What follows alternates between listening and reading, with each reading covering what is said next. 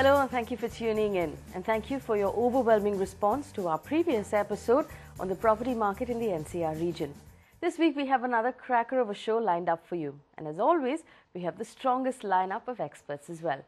Remember, you can send in your questions to the property guide at et-now.com. It'll be our pleasure to answer your questions on this show. Over the next half hour, should you enjoy 5-star comforts in any luxury apartment, we'll give you a list of key developers in the entry-level luxury segment. We'll tell you how IT companies are driving the residential property market at Hinjewadi in Pune. And in our legal segment, we'll tell you how to check whether the project you're buying into is genuine and legal. All right, let me do a quick introduction with our guests. We have Jayashree Kurup, Head of Content and Research at Magic Bricks, who joins us from our Delhi studio. And of course, Om Ahuja, CEO of Residential Services at Jones Lang LaSalle, who joins us in Mumbai. Om, thank you for coming in. Now, the most common complaint we hear about real estate is that it's become unaffordable. Now, hearing developers quote prices of above 1.5 crore rupees has become fairly commonplace in our market. But does a swimming pool and the tag of luxury justify these prices?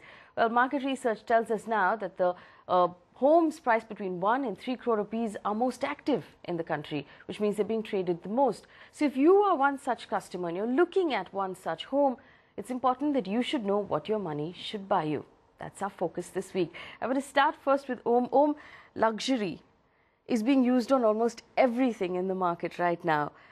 For you, in your mind, and it's difficult actually to put it in a bracket because we have no regulator in the real estate market, but in your mind, what constitutes luxury? Well, I would say luxury is a very abused word in this industry. Everybody claims that, I'm building a luxury product, but parameters of measuring luxury are at times very, very confusing. So if you look at basic parameters, where what we see is when you look at a very luxury product, what people look at is density of the project. Density means the land on which the project is being constructed and number of apartments being constructed in that land. So technically, there is no thumb rule to this, but how many people are going to stay in this complex? That's the primary criteria that people should look at is the project having more than 100 apartments in a tower? If there are multiple towers, are those towers going to cater to that swimming pool or the clubhouse, which is going to be sufficient enough for the people to stay there and use those amenities efficiently, is going to be the biggest criteria there. The second criteria is again floor to the ceiling. The height of the apartment ceiling is also a very important criteria because of ventilation, because of kind of living lifestyle which you will be living. So everybody wants to see that I want the best height I can get in the apartment. Third most important thing is common amenities. If you're looking at the elevator, if you're looking at the landing floor where you're going to come out from the elevator to your apartment, is that spacious? Is there ventilation? Many other criteria which define luxury are being completely ignored in most of the brochures, in most of the handouts which are basically given by the developers. So these are fine criteria where one needs to look before finalizing a product, because just having a swimming pool and just having a clubhouse is not going to be defining luxury. Well, Jayashree, you look at this market very closely every day, and you know that the interesting part about luxury buildings right now is that they have a lot of party tricks being thrown in. There are automated living rooms and there are fancy kitchens. Now, do you also agree with what Om just told us? Is this the criteria we should be measuring our apartments up against? Luxury by its very nature means exclusivity. It means access to facilities when you want it and not having to wait in a queue to access them. The second thing is that when you walk into your apartment complex, do you get the feel of luxury, which really means that you should have a little more green area. It should be very well maintained. The common areas should be really well maintained. You don't want a scruffy looking lift opening into your beautiful apartment. So I'm going to interrupt you there. Now, the problem is when we buy these apartments, they're mostly under construction. It's very difficult then to judge whether or not it's going to, have a lot of space, or what the lift is going to feel like, or what the lobby is going to feel like.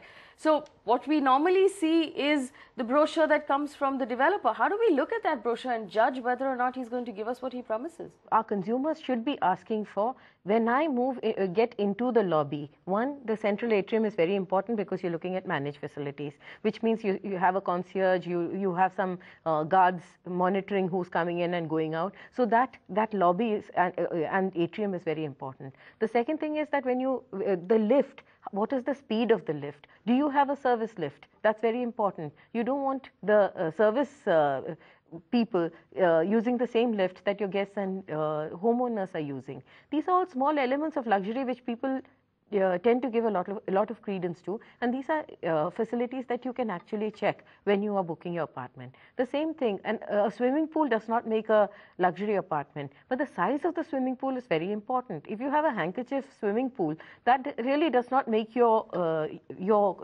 apartment complex luxurious. All right, so ask for details. You had something to add, and I also want to ask you about the third thing that we should keep in mind, which is the view.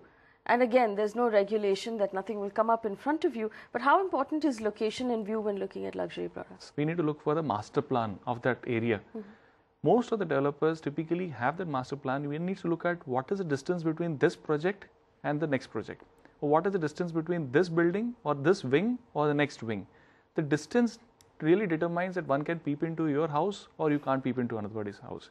So these things are very, very simple things. You really don't need to be an expert to see these things, and one needs to get that basic clarification from the developer in terms of a plan which has been submitted to the municipal authorities for clearance of the project. That will clearly determine whether this is a real luxury product or it is a camouflaged luxury product. All right, all of those things to keep in mind if you're considering a luxury apartment. I'm going to run that on your screen one more time so you get a quick recap. And also, if you'd like a list of properties to consider, well, we have that as well. Take a look. It's a long list of luxury projects across the country. Let's start with Bangalore. Misty Waters by Prestige, Mozaria Grandeur by Shobha Developers, and Glenglade by the House of Hiranandani. In Chennai, the Aqua Lily project by Mahindra Lifescapes, Aurum Villas by Pacifica, and Greens by India Bulls. In Gurgaon, Greenopolis by 3C, Oyster Grande by the Adani Group, Golf Avenue by CHD Developers, and East Space Premier by Unitech. In Noida, Vasilia by Wave Infratech, Mirabella by Mahagun Developers, and Victory Ace by Victory Infratech. In Mumbai, Urbania by Rustomji, US Open by Nirmal Lifestyle, KUL Palladio by Kumar Builders, Runwal Pearl by the Runwal Group, and Panache by Lankhani Builders. In Pune, 24K Allura by the Kolte Patil Group, Nyathi Epitome by the Nyathi Group, and Pristine Royale by Pristine Properties. All right, time to take a few questions. Ankur has written in, he wants to buy a luxury villa in Pune with a budget of 1 to 1.5 crore rupees. He has given us a list of preferred locations. He likes Bhugaon and Parangut, and he wants to know if there's something that he can buy for the next 5 to 7 years to give him good returns. Would it be better to buy maybe a 2-bedroom apartment or a luxury villa? What would you recommend? Well, I would say the budget, considering the budget of what he has, Parangut gives lot many options there. Rightly identified options wherein one can look at Viva, which is a product where you actually own the land and also a villa. Considering the way Pune is growing, we don't see far away that Hinjewadi people will be traveling to Parangut for work. So basically from Parangut they'll be traveling to Hinjewadi, vice versa, and basically that will give them the sense of feeling that eventually what we saw, which was happening in Pune, outskirts of Pune became part of city. Now this Parangut also is nothing but it's a Powd Road, extension of Powd Road. The way I see it is the area will look very good in next few years time. We will see great upside specifically in Parangut, and products what identified are really good. It's a matter of choice. Rather than buying an apartment, if one can afford land and a villa, why not? All right, it's time for us to take a very quick break. But if you're interested in Pune, when we come back, we'll talk about the real estate market in Hinjewadi in Pune, and we'll tell you if you should be investing in that market. Don't go anywhere.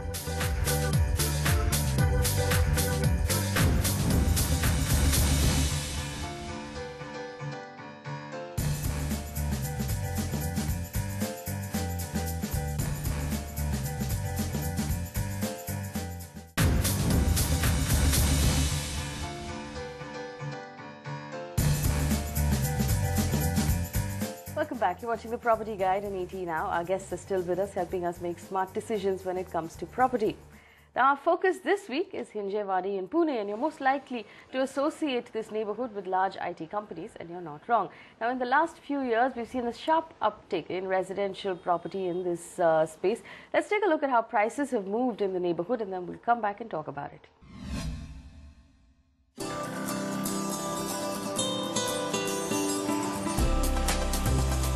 Ten years ago, Hinjewadi was just a small village outside of Pune. But all of that changed with the construction of the Rajiv Gandhi Infotech Park in 2003. The technology park, which houses 20 software companies, has changed the face of Hinjewadi and made it one of the most promising real estate locations in Pune.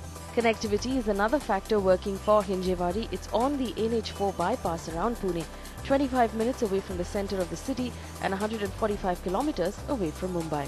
Developers like Kolte Patil, Paranjpe and Kumar builders have launched integrated townships in Hinjewadi, and the flurry of activity has pushed prices up 11% in the last 2 years.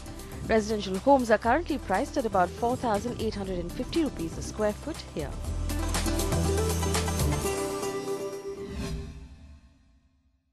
Alright, so that's Hinjewadi. Now, we were just talking about this before we went into the break, the fact that it's received so much attention. It's really the hottest spot in Pune right now.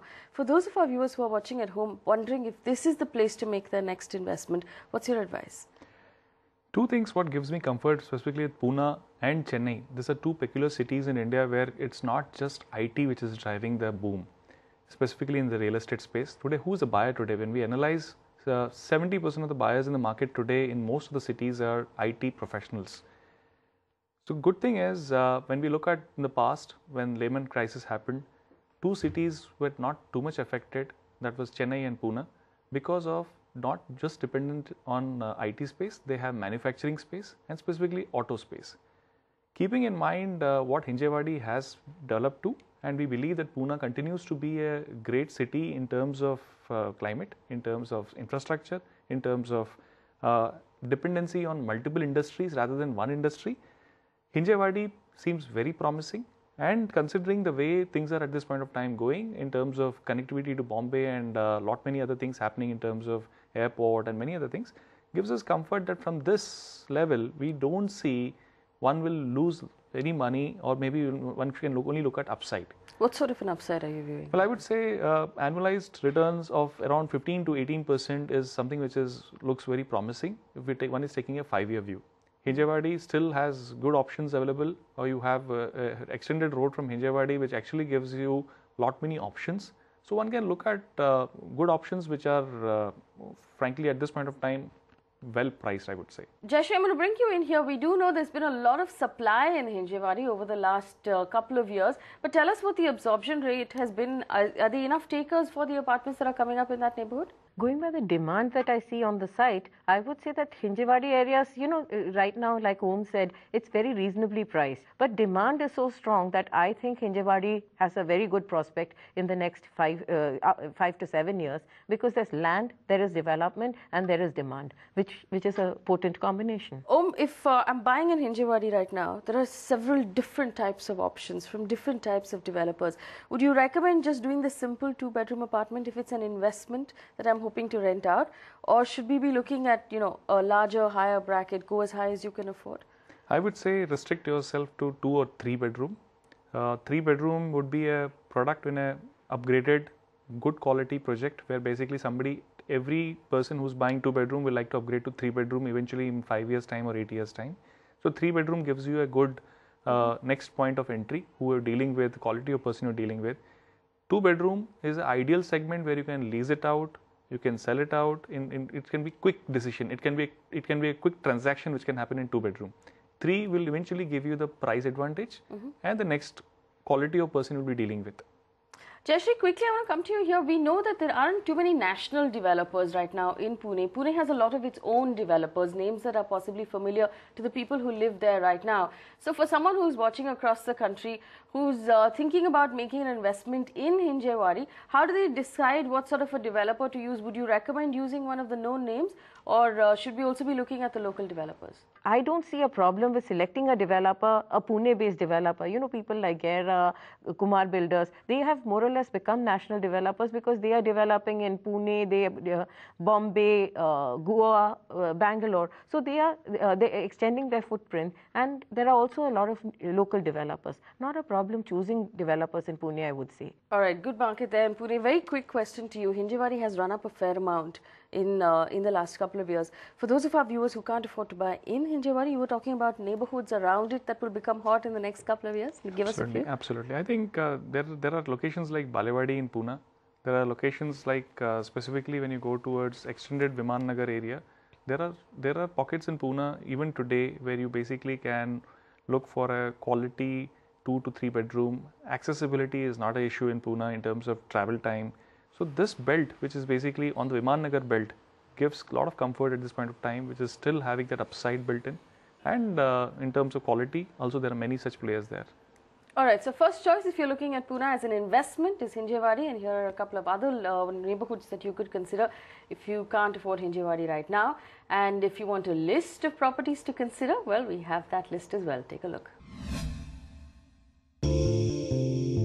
But if you're looking to invest in a home in Hinjewadi, here are a few recommendations. Life Republic by Kolte Patil, priced at 5,000 rupees a square foot. Megapolis Splendor and Mystique by the Pegasus Group, priced between 4,300 and 5,000 rupees a square foot. Ashok Meadows by Peninsula Land and Sovereign by the Sarthi Group, priced around 4,500 rupees a square foot. And finally, Eon Homes by Kasturi Housing, priced at 4,600 rupees a square foot. Well, Chintan Shah has written in. He wants to invest in an apartment in Indore near the upcoming special economic zone with a budget of 30 lakh rupees. He wants to know what your advice is. Jayashree, could you help him out? The area that he's looking at is an IT driven area, and TCS and Infosys have already invested in this area. He should be able to get properties here, and 1, 2, 3 BHK units, and there are also some plots available.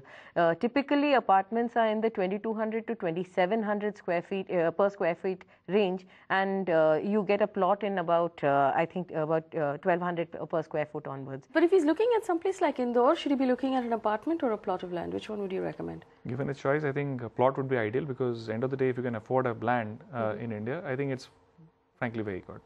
Actually, I want to ask you that question across the board right now for anybody who's watching and looking at an investment in places like Bangalore or Pune or any of our smaller cities.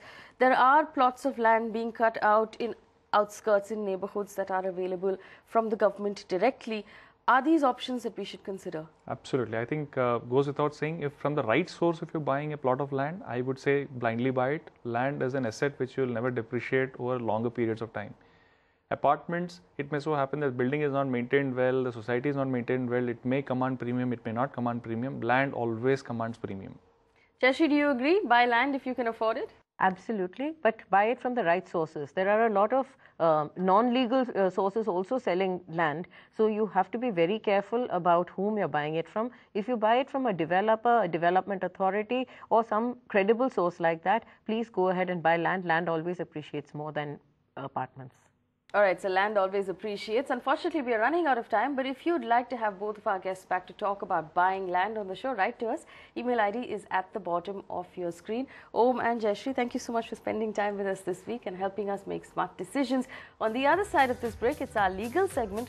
We'll talk about how to check the legal papers of your developer. Don't go anywhere.